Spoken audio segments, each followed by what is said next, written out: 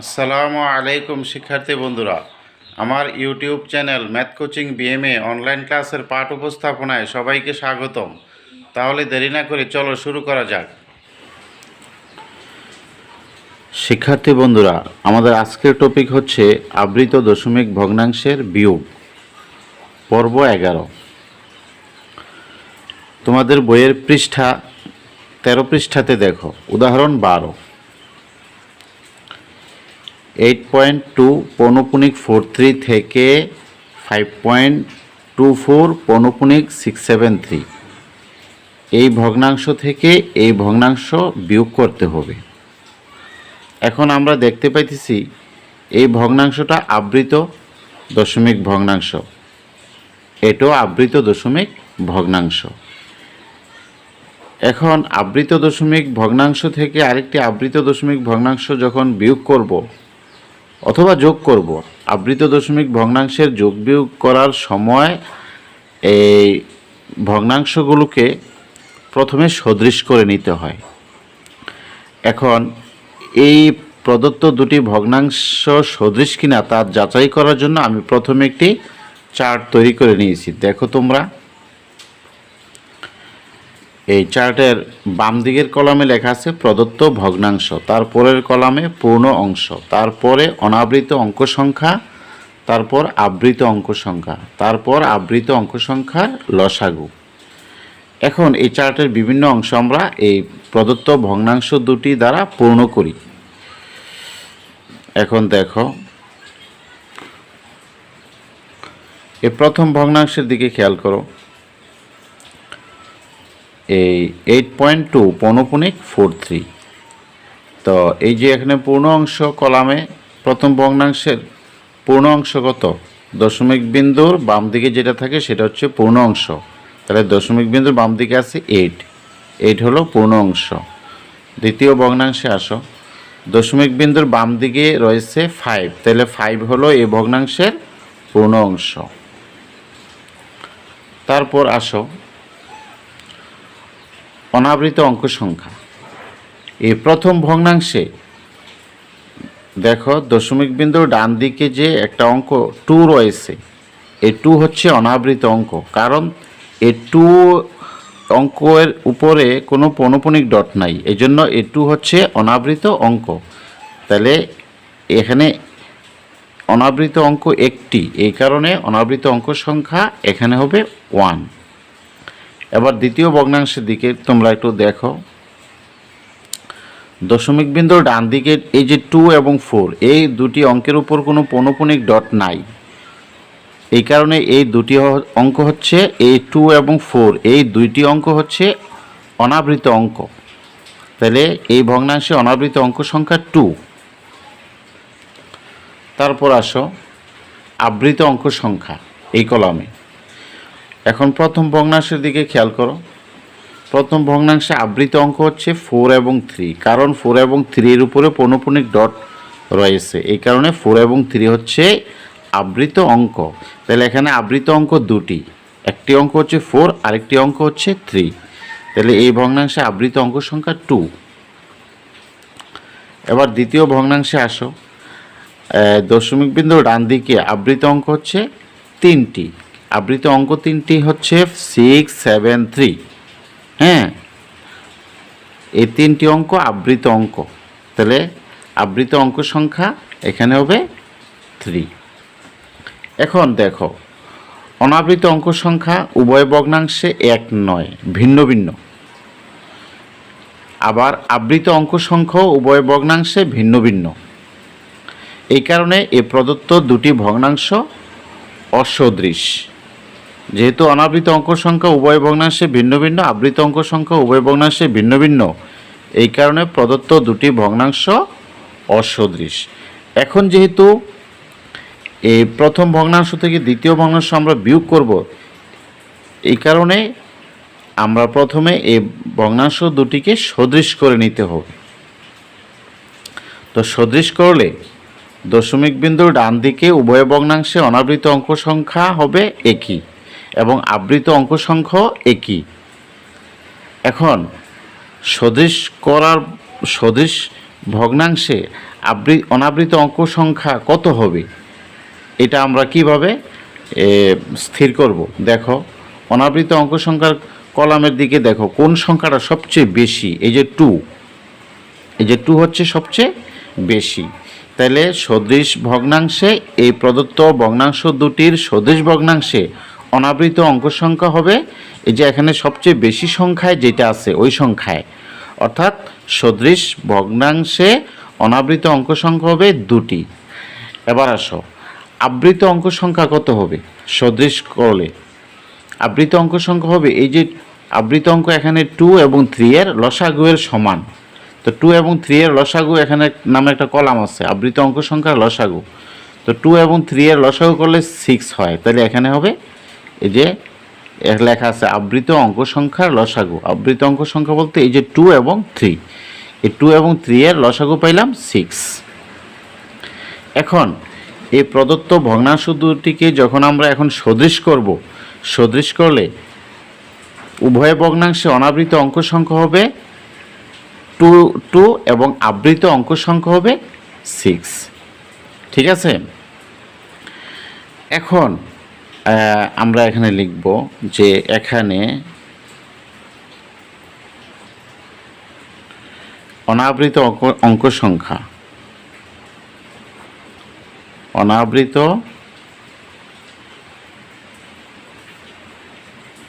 এখানে আমি এই শব্দটা একটু কেটে দিই।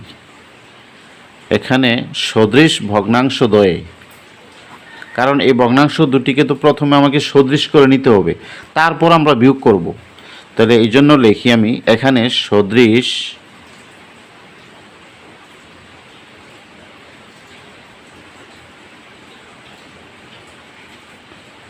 ভগ্নাংশ দ্বয়ে অনাবৃত অঙ্ক সংখ্যা, অনাবৃত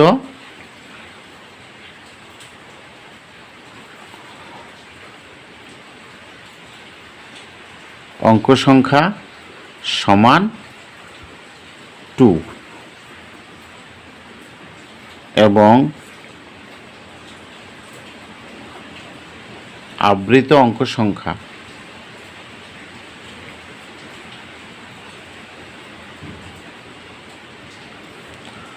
সমান 6। এই অনাবৃত অঙ্ক সংখ্যা 2 আমরা বের করছি, এই চার্টের মাধ্যমে আমরা দেখেছি, আর আবৃত অঙ্ক সংখ্যা এই 6 চার্টের মাধ্যমে আমরা বের করেছি। এখন যদি তোমরা এই মনে মনে বের করতে পারো তাহলে এই চার্টটা তৈরি করার দরকার নেই, তোমরা এখান থেকে লিখতে পারবে পরীক্ষা আসলে। এই যে এখান থেকে, এখানে সদৃশ ভগ্নাংশ দ্বয়, আমি এই চার্টটা তৈরি করেছি তোমাদেরকে সহজভাবে বোঝানোর জন্য। তোমরা পরীক্ষা আসলে এই চার্ট তৈরি করতে পারো বা না করেও করতে পারো। তো আসো, এই প্রদত্ত দুটি ভগ্নাংশকে আমরা এখানে উপর নিচে লিখি, তারপর আমরা সদৃশ করব। 8.2 পৌনঃপুনিক 43, তারপর 5.24 পৌনঃপুনিক 673। এখন এই দুটি ভগ্নাংশকে আমরা সদৃশ করব। তো সমান চিহ্ন এখানে দিই, যেহেতু এই ভগ্নাংশটা ডান দিকে বেশি অগ্রসর হয়েছে, সমান চিহ্নটা এখানে দিলাম। তারপর এই ভগ্নাংশের বরাবর সমান চিহ্নটা এখানে দিই। আবার সমান চিহ্ন দুটিও দেখো উপর থেকে বরাবর আছে। এভাবে করলে অঙ্কের সৌন্দর্য বৃদ্ধি পায়। এখন আসো, এখন এই ভগ্নাংশের সমতুল ভগ্নাংশটা আমরা এখানে এই সমান চিহ্নের ডান দিকে লিখব। এখন এই ভগ্নাংশের সমতুল ভগ্নাংশটা এখানে লিখব। লিখলে দশমিক বিন্দুর ডান দিকে অনাবৃত অঙ্ক হবে 2টি, আবৃত অঙ্ক হবে 6টি, অর্থাৎ দশমিক বিন্দুর ডান দিকে মোট অঙ্ক হবে 8টি। আবার এই যে দ্বিতীয় ভগ্নাংশ, দশমিক বিন্দুর ডান দিকে অনাবৃত অঙ্ক হবে 2টি, আবৃত অঙ্ক হবে 6টি, মোট অঙ্ক হবে 8টি। অর্থাৎ এই উভয় ভগ্নাংশের সমতুল ভগ্নাংশে দশমিক বিন্দুর ডান দিকে মোট অঙ্ক সংখ্যা হবে 8টি। তাহলে দেখো এখন প্রথম ভগ্নাংশের সমতুল ভগ্নাংশ আমি লিখি 8 পয়েন্ট, এই যে এখানে 2 হচ্ছে অনাবৃত অঙ্ক, তাহলে অনাবৃত অঙ্ক 2 থাকবে। এখন এই যে আবৃত অঙ্ক 4 3, এই 4 এবং 3 আমরা বারবার লিখে মোট 8টি অঙ্ক মিল করব। হ্যাঁ, 4 3 বারবার লিখি 4 3 4 3 4 3 4। দেখো 8টি অঙ্ক হয়েছে কিনা, 1 2 3 4 5 6 7 8। এখন এই প্রথম দুটি অঙ্ক আমরা অনাবৃত রেখে দিই, আর শেষের 6টি আবৃত। এই যে এই 3 থেকে এই 4 পর্যন্ত এরা এই 6টি অঙ্ক আবৃত। তারপর আসো দ্বিতীয় ভগ্নাংশে 5 পয়েন্ট, এখানে অনাবৃত অঙ্ক 2 4 এগুলো লিখে নিতে হবে যেভাবে আছে 2 4, আর আবৃত অঙ্ক হচ্ছে 6 7 3। এই আবৃত অঙ্ক আমি পুনঃ লিখে এ মোট 8টি অঙ্ক মিল করব। তাহলে 6 7 3 6 7 3। এখন এই প্রথম দুটি অঙ্ক অনাবৃত রেখে দিই, আর শেষের 6টি অঙ্ক আবৃত, এই যে এখান থেকে এই পর্যন্ত আবৃত। এখন সমান চিহ্নের ডান দিকে যেই দুটি ভগ্নাংশ এরা পরস্পর সদৃশ, এরা পরস্পর কি সদৃশ। দেখো সদৃশ কিভাবে, এই ভগ্নাংশের অনাবৃত অঙ্ক 2টি, এই ভগ্নাংশে অনাবৃত অঙ্ক 2টি, তাহলে অনাবৃত অঙ্ক সংখ্যা উভয় ভগ্নাংশে একই হইল। আবার এই ভগ্নাংশে আবৃত অঙ্ক 6টি, এই ভগ্নাংশ আবৃত অঙ্ক 6টি, তাহলে উভয় ভগ্নাংশে আবৃত অঙ্ক একই সংখ্যায় হইল। এই কারণে এই দুটি ভগ্নাংশ সদৃশ। এখন আমরা নিচে রেখা টেনে বিয়োগ করে দিব।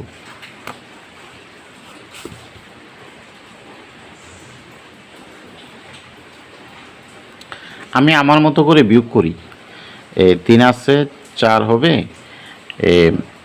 1 হইলে হাতে কিছু নাই, 7 আছে 13 হবে, 6 হইলে হাতে আছে 1, 6 কে 7, 7 আছে 14 হইব, 7 হলে হাতে আছে 1, 3 একে 4, 4 আছে 13 হইব, 4 আছে 13 হইব, 9 হইলে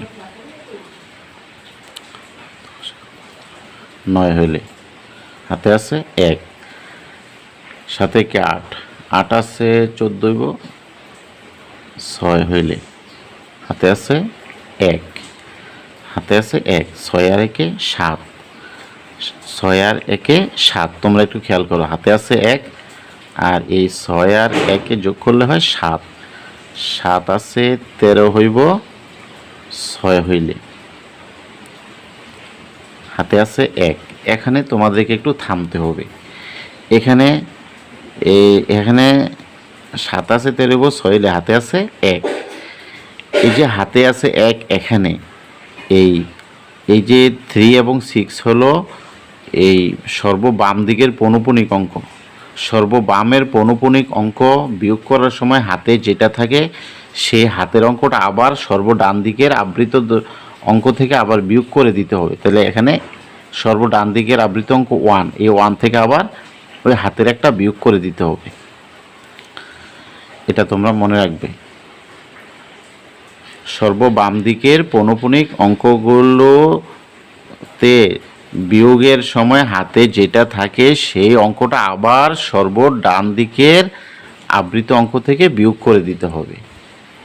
তাহলে আসো এবার হাতে আছে 1,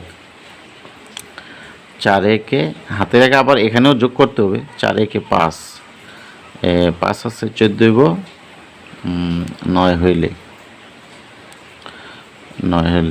হাতে আছে 1, 3 আছে 12 হইব, 9 হইলে হাতে আছে 1, দশমিক পার হয়ে যাইতেছি, হাতে আছে 1,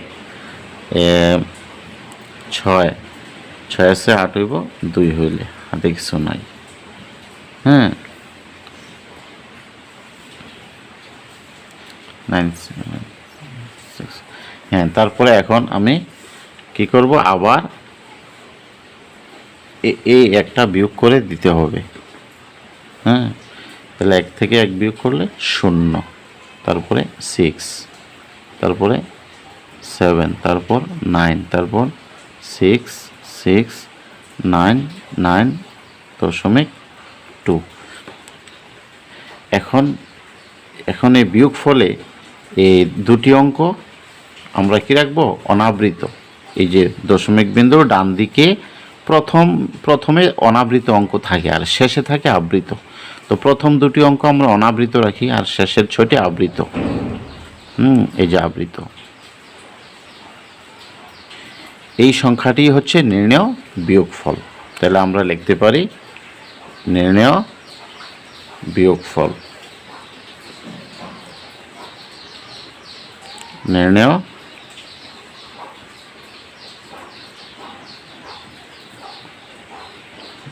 বিয়োগফল সমান 2.99, তারপর পৌনঃপুনিক 6 6 9 7 6 0। ঠিক আছে? তো আশা করি শিক্ষার্থী বন্ধুরা তোমরা আজকের এই অঙ্কটি বুঝতে পারছো। তো আমি আমার আর ক্লাসটিকে দীর্ঘায়িত করছি না, তোমাদের সাথে পরবর্তী ক্লাসে দেখা হবে ইনশাআল্লাহ। তোমাদের সবার সুস্থতা কামনা করে আজকের মতো এখানেই শেষ করছি। তোমাদের সবাইকে ধন্যবাদ।